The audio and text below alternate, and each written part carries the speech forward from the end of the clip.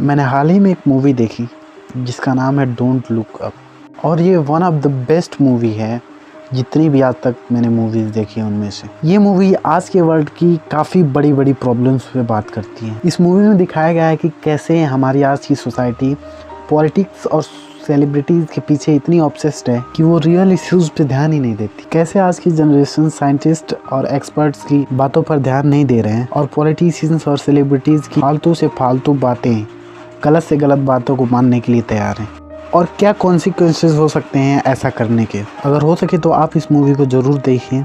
चलिए मैं शॉर्ट में आपको इस मूवी की स्टोरी बताता हूँ। मिशिगन स्टेट के दो एस्ट्रोनॉमर्स प्रोफेसर मिंडी और पीएचडी कैंडिडेट केट डिबियास्की मिलकर एक कॉमेट की खोज करते हैं जो कि साइज में 5 से 10 किलोमीटर का होता है, और उनके कैलकुलेशंस के हिसाब से वो कॉमेट अर्थ को 6 महीने 14 दिन में हिट करेगा। यह बात वो नासा के प्लेनेटरी डिफेंस कोऑर्डिनेशन ऑफिस के हेड डॉक्टर ओगलथॉर्प से बताते हैं। डॉक्टर ओगलथॉर्प तुरंत उन लोगों को वाशिंगटन डीसी बुलवाते हैं। क्योंकि वो लोग बिल्कुल भी अपना टाइम वेस्ट नहीं करना चाहते, इसलिए डॉक्टर ओगलथॉर्प उन्हें यूनाइटेड स्टेट के प्रेसिडेंट के पास ले जाते हैं। ये जानते हुए भी कि ये कितना जरूरी बात है, इन लोगों के बातों को प्रायोरिटी नहीं दी जाती है, और पूरे 7 घंटे इंतजार करने के बाद भी प्रेसिडेंट इन लोगों से नहीं मिलती। फाइनली अगले दिन जब वो प्रेसिडेंट से मिलते हैं तो वो लोग उन्हें कॉमेट के बारे में बताते हैं, और ये भी बताते हैं कि अगर ये अर्थ से टकराता है तो उसका असर करोड़ों हिरोशिमा बम के बराबर होगा। पर प्रेसिडेंट और उनके लोग इन लोगों के बातों को सीरियसली नहीं लेते। क्योंकि 3 हफ्तों में इलेक्शंस आने वाले होते हैं, प्रेसिडेंट उससे पहले कोई भी एक्शन लेने से मना करती है। क्योंकि प्रेसिडेंट इन लोगों की बातों को सीरियसली नहीं लेती हैं, ये लोग इस बात को प्रेस में लीक करने की सोचते हैं। इसके लिए ये लोग रिपोर्टर्स से बात करते हैं और वो उन्हें द डेली रिप नाम के अपने एक शो में आने को बोलते हैं। जब प्रोफेसर मिंडी और डिबियास्की उस शो पर जाते हैं तो सबसे पहले तो उस शो पे कुछ पॉलिटिकल बातें की जाती हैं। उसके बाद सेलिब्रिटी रैली बीना अपने नए सॉन्ग के बारे में बताती हैं, और फिर उसके बाद उस शो पे रैली बीना और डीजे चलो के ब्रेकअप की खबरें दिखाई जाती है, और फिर जाके कहीं इन लोगों को अपनी बात कहने का मौका मिलता है। वो चीज जो शो पे सबसे पहले दिखाई जानी चाहिए वो सबसे बाद में दिखाई जाती है। पर उस शो पे भी इन लोगों को सीरियसली नहीं लिया जाता। ये लोग कहते रहते हैं कि हमारे पास डेटा है, हमारे पास प्रूफ है, फिर भी इन लोगों की बातों को मजाक में लिया जाता है। बाद में शो के एनालिस्ट ने बताते हैं कि जिस टाइम रैली बीना और डीजे चलो का सेगमेंट चल रहा था उस टाइम उनके सारे सोशल मीडिया प्लेटफॉर्म्स को सबसे ज्यादा एंगेजमेंट मिली थी, पर इनके अपीयरेंस को काफी कम मिला था। वो बताते हैं कि इनके स्टोरीज को उतने क्लिक्स भी नहीं मिले जितने उनके वेदर और ट्रैफिक रिपोर्ट्स को मिलते। शो वाले प्रोफेसर मिंडी से कहते हैं कि नासा की हेड डॉक्टर जोसेलिन कार्टर ने आप लोगों की बातों को बिना सर पैर की बातें बताएं। प्रोफेसर मिंडी और मिस डिबियास्की इन्हें समझाने की कोशिश करते हैं कि नासा की हेड भी प्रेसिडेंट से मिली हुई है, पर वो लोग इन लोगों की बातें नहीं सुनते और इनकी स्टोरी को आगे ले जाने से मना कर देते। दूसरी तरफ FBI प्रोफेसर मिंडी, मिस डिबियास्की और डॉक्टर ओगलथॉर्प को नेशनल सिक्योरिटीज लीक करने के जुर्म में गिरफ्तार कर लेती है। इन लोगों को प्रेसिडेंट के सामने पेश किया जाता है। प्रेसिडेंट अपना फायदा देखते हुए इस बार इन लोगों की बातों को मान लेती है और प्रेस कॉन्फ्रेंस बुलवाकर ये स्टेटमेंट जारी करती हैं कि न्यूक्लियर डिफ्लेक्शन मिशन लॉन्च करके कॉमेट को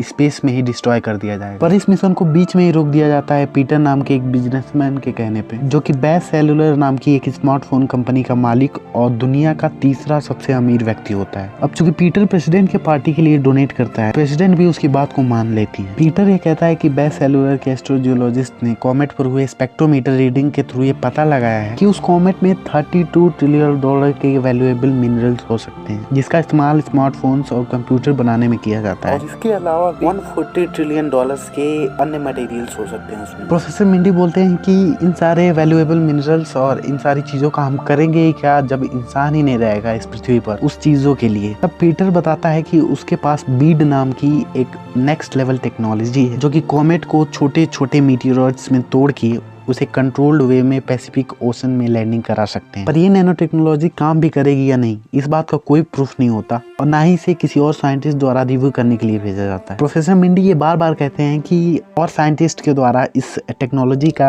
रिव्यू किया जाना चाहिए, इसके साइंस का रिव्यू किया जाना चाहिए, पर बार बार उनकी बातों को नकारा जाता है। प्रोफेसर मिंडी और मिस डिबियास्की बार बार कहते हैं कि ये नैनो टेक्नोलॉजी काम नहीं करेगी, पर लोग इसे नहीं सुनते। लोगों को पॉलिटिशियंस और सेलिब्रिटीज के न्यूज से फुर्सत ही नहीं होता कि लोग इन सब चीजों पे ध्यान दें। धीरे धीरे वो समय भी आ जाता है जब कॉमेट आकाश में दिखने लगता है। प्रोफेसर मिंडी और डिबियास्की अभी भी हार नहीं मानते और वो लोग सोशल मीडिया के थ्रू लोगों को ये समझाने की कोशिश करते हैं कि ये सारा एडमिनिस्ट्रेशन करप्ट है। दूसरे देशों से ये अपील करते हैं कि आप लोग कुछ तुरंत एक्शन लीजिए। प्रोफेसर बोलते हैं कि ऊपर देखो और खुद देख लो, कॉमेट आ रहा है। इस चीज के साथ कई सेलिब्रिटीज भी जुड़ते हैं और एक ट्रेंड चलने लगता है #JustLookUp। पर प्रेसिडेंट और उनके लोगों को ये कहते हैं कि ये आपको डराना चाहते हैं और आपकी आज़ादी छीनना चाहते हैं, इसलिए ये लोग आपको बार बार ऊपर देखने को कह रहे हैं। और उनके सपोर्टर इस बात को मान भी लेते हैं। वो लोग एक्सपर्ट साइंटिस्ट की नहीं मानते पर अपने पॉलिटिशियंस की बात मानते हैं और वो लोग एक ट्रेंड चलाते हैं #Don'tLookUp। प्रोफेसर मिंडी और डिबियास्की ये लगातार कहते रहते हैं कि